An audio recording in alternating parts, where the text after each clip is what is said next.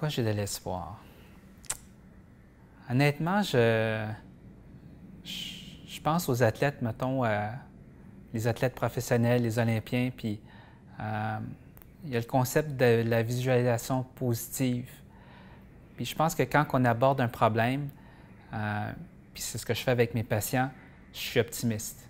Moi, j'ai le désir secret, profond, que si on va le traiter, c'est pour le guérir.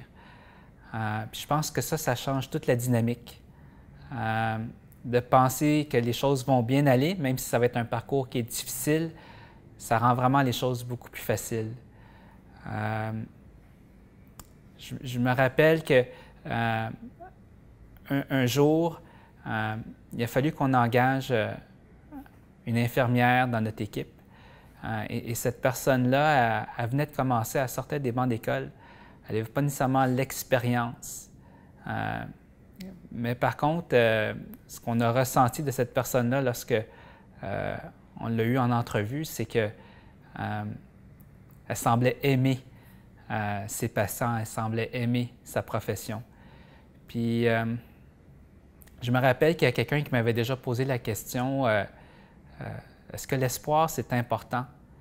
Puis, quand la personne m'a posé cette question-là, il y a une musique qui est apparue dans ma tête inconsciemment, puis c'était une musique des Beatles.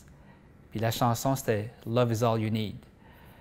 Puis au-delà de l'espoir, je pense que ce qui est important, c'est qu'il y ait de l'amour dans les gestes qu'on fait, autant dans la pratique de la médecine, autant dans les gens qui accompagnent le patient qui est atteint de cancer. Puis si on a cette condition-là, je pense qu'on est déjà en grande partie gagnante. Puis c'est ces deux choses-là que je retiens.